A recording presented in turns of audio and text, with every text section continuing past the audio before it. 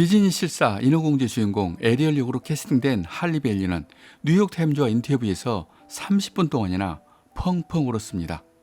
고생하고 촬영했던 인어공주가 흑인이고 못생겼다는 전 세계적인 비난 때문입니다. 안데르센의 동화 이후에 사람들은 인어공주는 당연히 아름다워야 한다고 생각합니다. 그런데 여러분, 지금 이 괴물도 인어공주라고 합니다. 믿어지시나요? 몸 길이 30cm, 촘촘히 박혀있는 날카로운 이빨, 물고기 비늘에 쌓여있는 하체, 마치 뭉크의 절규에서처럼 두 손으로 얼굴을 감싼 채 고통 속에서 죽은 이 괴물이 일본 바다에서 잡힌 인어공주라고 합니다.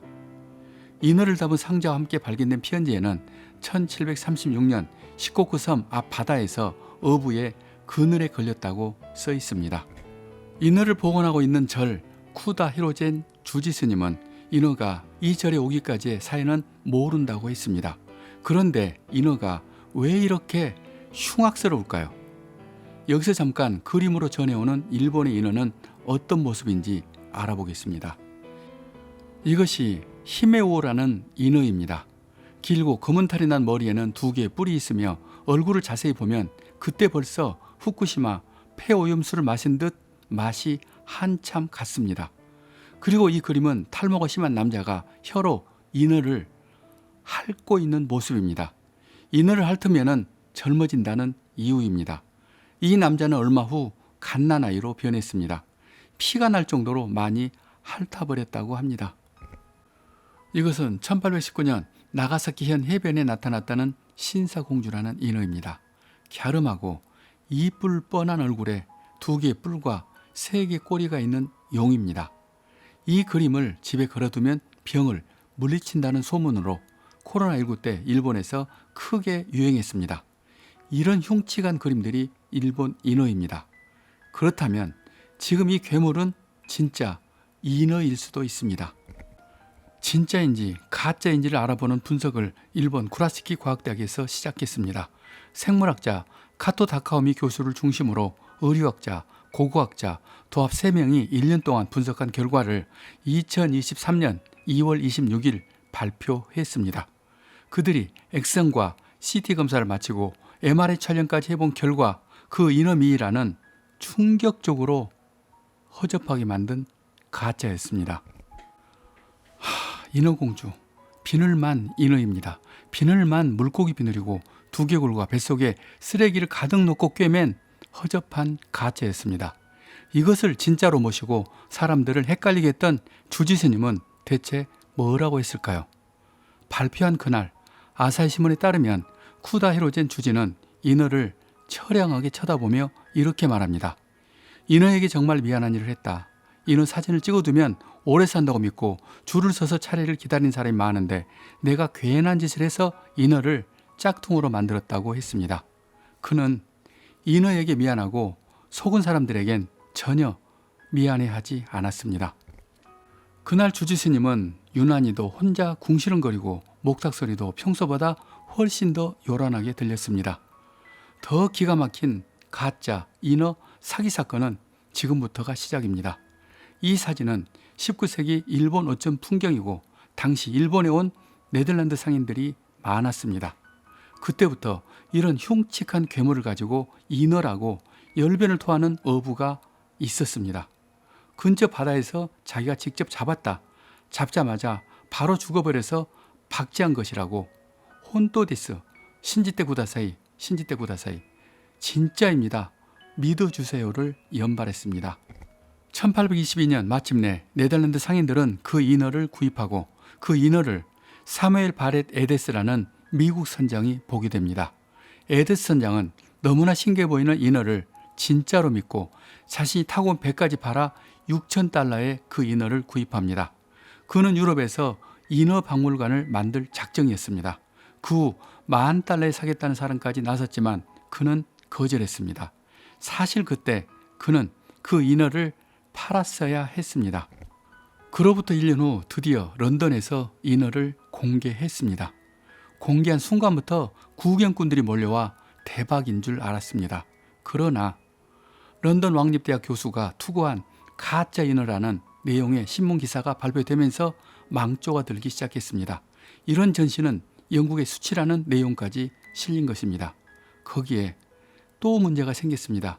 이런 인어를 보여주는 장소가 여기저기에 새로 생기는 것입니다. 그것은 돈맛을 들인 일본이 인어를 줄기차게 만들어서 팔았던 것입니다.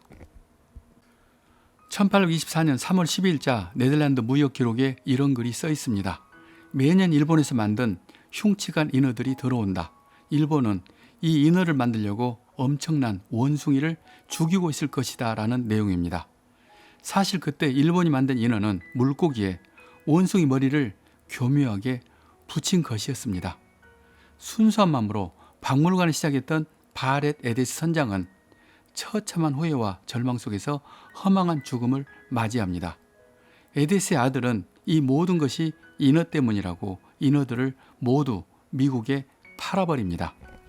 이 인어들이 미국의 전설의 사기꾼 P.T. 바넘의 손에 들어간 때가 1842년입니다.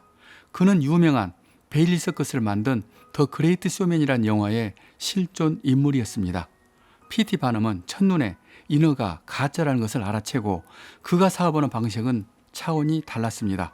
우선 P.T. 바넘은 닥터 그리핀이라는 과학자를 만나 돈 봉투를 건네고 어떻게든 이 인어를 진짜처럼 꾸미라고 주문합니다.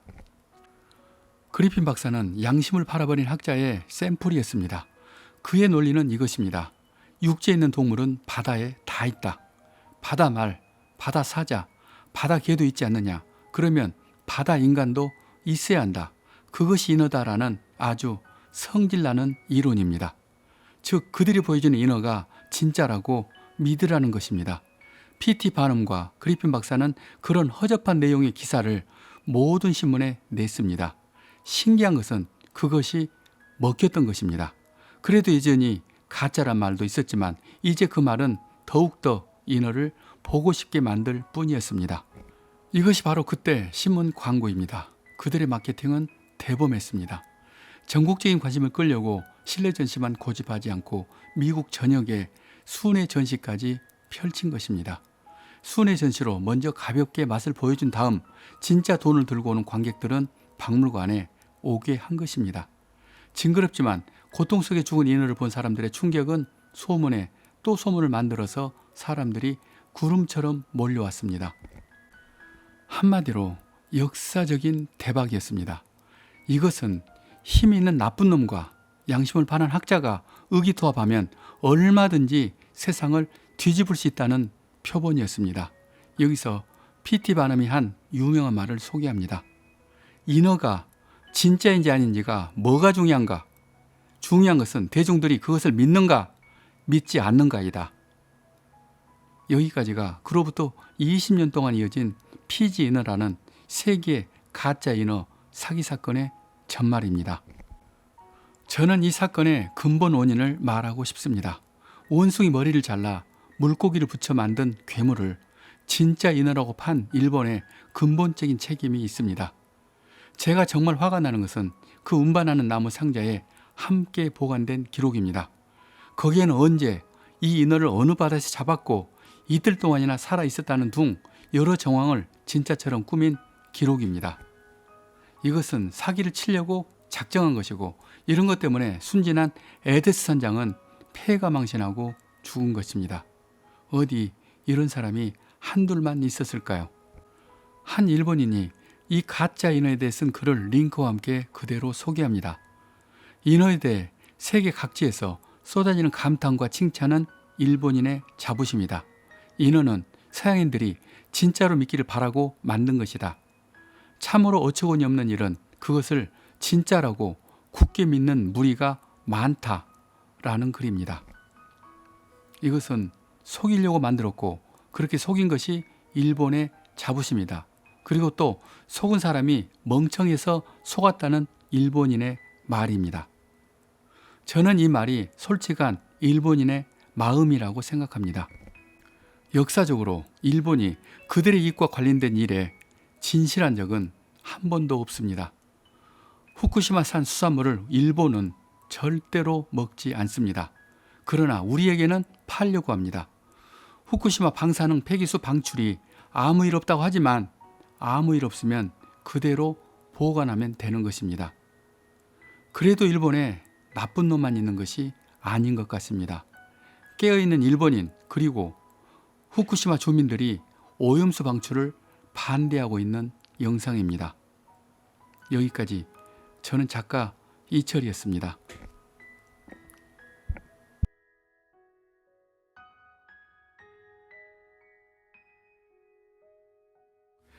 예술 제국의 길은 우리가 세계 정상으로 가는 가장 빠른 길입니다. 이 영상을 구독하시는 것은 그 길을 함께 가는 것입니다.